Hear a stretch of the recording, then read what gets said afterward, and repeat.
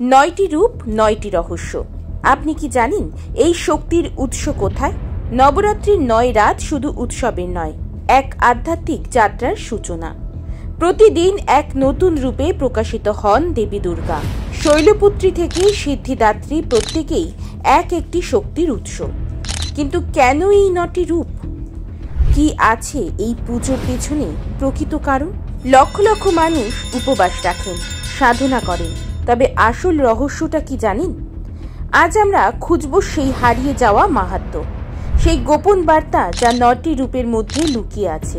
শেষ পর্যন্ত শুনলে আপনি নিজেই খুঁজে পাবেন নিজের শক্তির দরজা।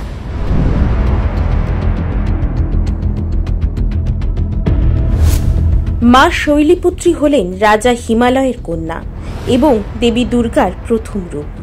তার এক হাতে ত্রিশূল আর অন্য হাতে পদ্ম। তিনি মহাদেবের বাহন নন্দীতে চড়ে আসেন।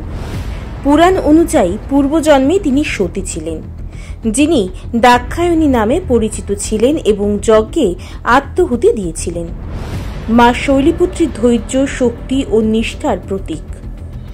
নবরাত্রির প্রথম দিন এই দেবীর পুজো করা হয়, যা ভক্তদের জীবনে স্থিতিশীলতা ও মনোসংযোগ নিয়ে আসে। বিশ্বাস করা হয় তার কৃপায় জীবনের সমস্ত বাধা দূর হয়।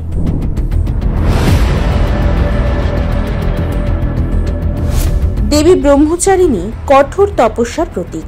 তিনি 2 হাতে জপমালা ও কমণ্ডলু ধারণ করেন।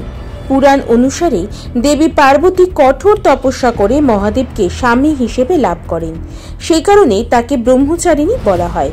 তার পুজো করলে ধৈর্য, একাগ্রতা ও আত্মশুদ্ধি লাভ হয়। এই দেবী মানুষের জীবনে অধ্যবসায় এবং ধৈর্যের শক্তি বৃদ্ধি করে। বিশ্বাস করা হয় যিনি সঠিক পথে এগিয়ে যান, মা ব্রহ্মচারিণী তাকে আশীর্বাদ দেন।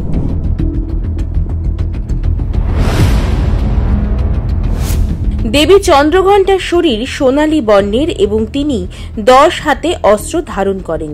তার কপালে অর্ধচন্দ্র আছে, যা ঘণ্টার মতো দেখায়।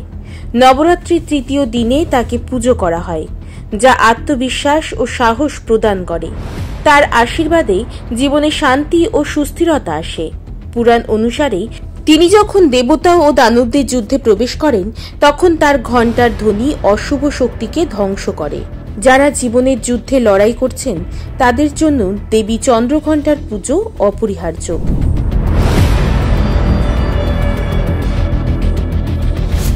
দেবী কুষ্মান্ডা হলেন মহাবিশ্ব সৃষ্টির শক্তি। বলা হয় তিনি নিজের হাসির মাধ্যমে ব্রহ্মাণ্ড সৃষ্টি করেছিলেন। তার 8 হাতে নানা অস্ত্র ও 1 হাতে অমৃতপূর্ণ কুম্ভ রয়েছে। তিনি সূর্যের মধ্যস্থিত শক্তি, যিনি সমস্ত শক্তির উৎস। নবরাত্রির 4র্থ দিনে তাকে পুজো করা হয়। তার কৃপায় জীবনে সুখ, সমৃদ্ধি ও ইতিবাচক শক্তি আসে।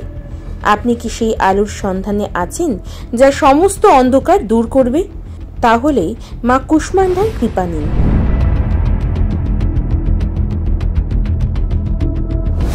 দেবী স্কন্দমাতা হলেন দেব সেনাপতি কার্তিকের মা।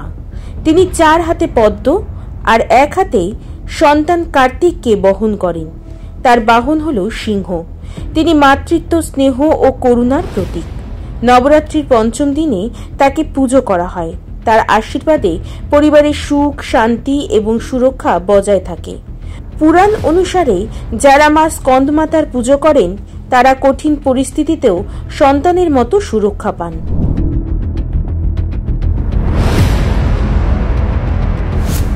দেবী কাত্যায়নী ছিলেন ঋষি কাত্যায়নের কন্যা, যিনি অসুরদের বিনাশের জন্য জন্মগ্রহণ করেছিলেন।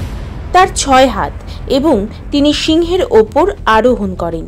পুরাণ অনুসারে মহিষাসুর বধের জন্য দেবতারা তাকে আহ্বান করেছিলেন। নবরাত্রির 6ষ্ঠ দিনে তাকে পুজো করা হয়।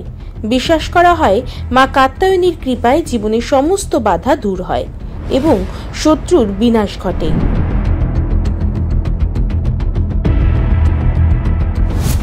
দেবী কালরাত্রি সবচেয়ে ভয়ঙ্কর রূপ, কিন্তু তিনি শুভদায়িনী। তার গাত্রবর্ণ কৃষ্ণ।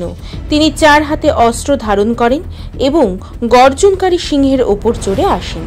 পুরাণ অনুসারে তিনি দুরাচারী অসুরদের ধ্বংস করেন এবং ভক্তদের সমস্ত বাধা দূর করেন। নবরাত্রির সপ্তম দিনে তাকে পুজো করা হয়। তার কৃপায় সমস্ত অশুভ শক্তি দূর হয় এবং ভক্তরা শত্রুর হাত থেকে মুক্তি পান।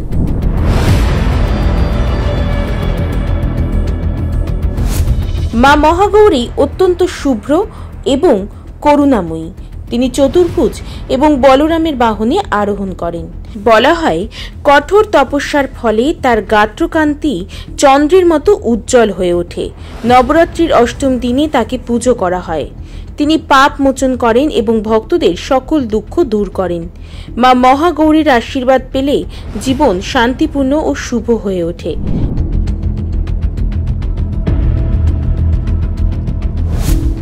মা সিদ্ধিদাত্রী দেবতাদেরও সিদ্ধি প্রদান করেন। তিনি চতুর্ভুজ এবং পদ্মাসনে বসে আছেন। পুরাণ অনুসারে ভগবান শিব তার কৃপায় সমস্ত শক্তি লাভ করেছিলেন এবং অর্ধনারীশ্বর রূপে পরিণত হন। নবরাত্রির নবম দিনে তাকে পুজো করা হয়। বিশ্বাস করা হয় মা সিদ্ধিদাত্রীর কৃপায় সকল ইচ্ছা পূরণ হয়। আপনি কি জীবনের সমস্ত সফলতা পেতে চান? মা সিদ্ধিদাত্রীকে আহ্বান করুন। এই ছিল মা দুর্গার আজকের রূপ। আগামী রূপে থাকবে আসল রহস্য, আরও শক্তির বার্তা। ভিডিও ভালো লাগলে শেয়ার করতে ভুলবেন না আর কমেন্ট করে জানান আপনি কোন রূপের আশীর্বাদ চান।